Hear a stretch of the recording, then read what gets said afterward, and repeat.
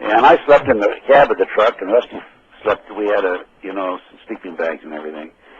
He slept. We threw a tent kind of over the back of the truck. He slept in the back of the truck. Then I had to come back. I was gone for 2.5 months. I'd spent all my money. I think I spent about $10,000 on that trip. Oh my gosh! And we didn't find any pictures. I said to Rusty, Rusty, why didn't we find the pictures? And he said, well, the only thing I can think of, he said, is that when these men came in and interviewed me in jail in Portland, one of my personalities may have told them where these pictures were located. Wow. And so that's basically, and then here recently now, he, in Nebraska, at about the same time that Jeff Gannon's story came forward and that situation was exposed, Rusty, well, first of all, Hunter Thompson was suicided, and Rusty was arrested for failure to register as a sex offender. Oh, jeez. And Rusty, so then here about a month ago, about 6 weeks ago, I jumped on a plane and flew back to Nebraska, got him out of jail. His parents are so disgusted with him. They don't understand the situation. Rusty was a nice young man off the farm. He went to Omaha. He was a photographer in one of the nightclubs there. He was approached and solicited to be a photographer for this group, and then he got into it up to his eyeballs, flying all over the world in private jets, staying in the nicest hotels, et cetera, et cetera. You know, he saw the bright lights for the first time in his life. Yeah. And so anyway, so here about a month or so ago, I heard that he was in jail in Lincoln, so I flew back and posted bail for him. It was only $10,000, so I had to come up with $1,000. And then Rusty and I spent about, I guess, almost 2 weeks there. And we talked, we went back to the farm, took some more pictures, and also I did about a 2.5-hour interview with Rusty, and it's on camera. On camera, and I told Rusty I wouldn't release that without his permission, by the way. So sure. That's where we are at this time. And Rusty he's a nice young man. He's destitute. We need to help him. I talked to him this morning. He said he had, I think, $6 in his pocket, and that's all. So I'm sending him in fact, I've already got it in an envelope. I'm mailing it to him today. And that's our guest, I guess, in about 10 minutes, right? Yeah. Ted, this is amazing, because when you realize we're talking about stuff that our government has done to this man. I mean, destroyed him, threatened him, took his livelihood away, and yet they're famous for that because they do it. If you step on their toes, they will get you.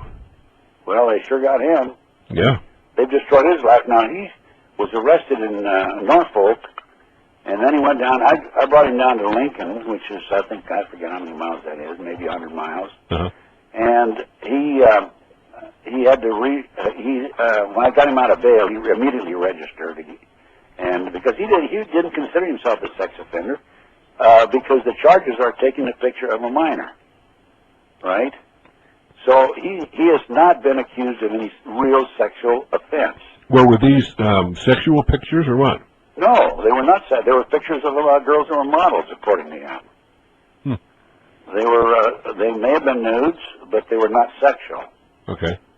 And so anyway, so I went back and talked to Rusty and got him situated, and he's living with a woman now who's it's not a sexual thing. She's a friend. I met her, and then Rusty and I and this lady, we would go to the different places where they feed the homeless, and that was kind of interesting because I'd never been to anything like those. Meals aren't too bad, by the way. Maybe I should try them. Yeah, I know where to go if I run out of money. At least in Lincoln, Nebraska. Okay. But Lincoln's it's a wonderful little town. As a matter of fact, it's my hometown. Oh. It's a town of about 200,000, typical university town. There are about when in session, there's probably 25 to 30,000 students there. And football is big, big, big, as John DeCamp said. Well, you were a football star there, as I recall. Well, John said I was a star, but he wasn't a star. But if he wants to say I'm a star, I'll take it. Well, that sounds good, though, Ted. That sounds good on radio, doesn't it? High school All-American. I played ball there. I played football there. High school All-American, and colleges wanted you all over, and you chose your own state college. I think that's marvelous. Well, I played Lincoln High School, and we lost one game 7-6 all season. We had a great team. Wow. And we should have won that game, by the way, but we didn't.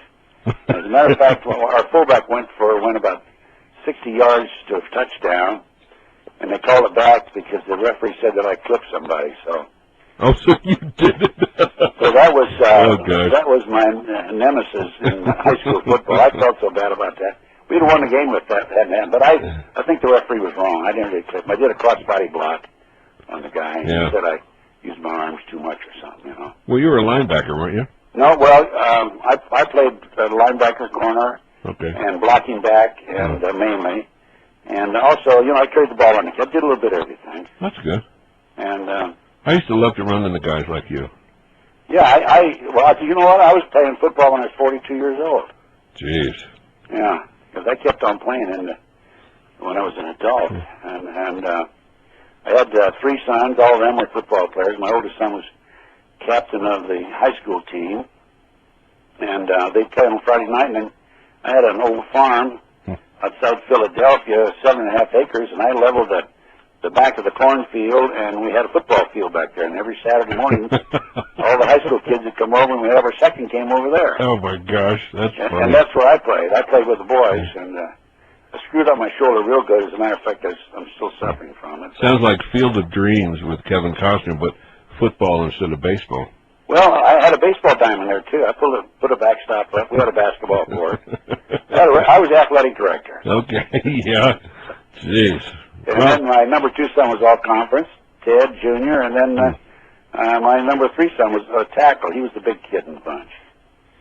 And we had a lot of fun and growing up with the kids. That's neat. That really is neat. Yeah. But, athletics are great. They're great to, as I think I said earlier, teach you how to win and lose. And I do hate to lose. That's one of the things that keeps me going in this field that we're involved in, Alex. Yeah, for sure. We have to keep going forward. And, I was thinking about one of the statements you made, a couple of statements you made yesterday about John DeCamp. But, John has already done an awful lot for the cause. His book and forth. And he's got young children now. He's concerned about them. And those children have been threatened. And my kids are all grown in their late 40s. Yeah.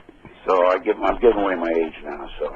Well, you started only about 7, so you're not that old. That's right. Something like that. I entered the FBI when I was 14 years old. Okay. Oh, I do understand that, too. I was the youngest at the time, the youngest FBI. In fact, I was 22 years old when I applied. You had to be 25. Uh-huh. And I went in, I was in Detroit, Michigan. I was a salesman for a Hormel meatpacking company. And the agent liked me, and when I applied, and I said, look, I got a problem. I'm only 22. He says, write a personal letter to Jed Hoover, tell him, although you're only 22, you look like you're 28. And the truth is, I look like I was 19. I've always looked young for my age. And Jed Hoover bought it. And you actually heard back from him? The next thing I knew, I was in Quantico training. Oh, my gosh, that's great. Yeah. Some days... I drove over 27 years in the FBI. I retired when I was straight 50. I'm 76 now. Are you really? Yeah. Geez, you don't sound that old. No, I'm not that old. Okay, I understand that. But it's all a state of mind, isn't it? Age is a number. That's all. One of these days, Ted, I'd like to have a special show with you on the FBI and, have people understand some of the training you go through and what the FBI stands for. Oh, yeah, that's not a problem. That'd be a great show. I handled some real hot cases. July 12, 1972, I negotiated with 2 terrorists at the Philadelphia International Airport for the release of 113 passengers. Really? And then 7 crewmen, so. Wow, I didn't know that. Yeah. And, I was involved in bank robberies and kidnappings, extortions. It was a lot of fun. Excuse me. But I did a little bit of everything. Worked counter-espionage in New York City. Yeah. Counterterrorism. I've been to counterterrorism schools. And tremendous training. That's one of the reasons I kept going.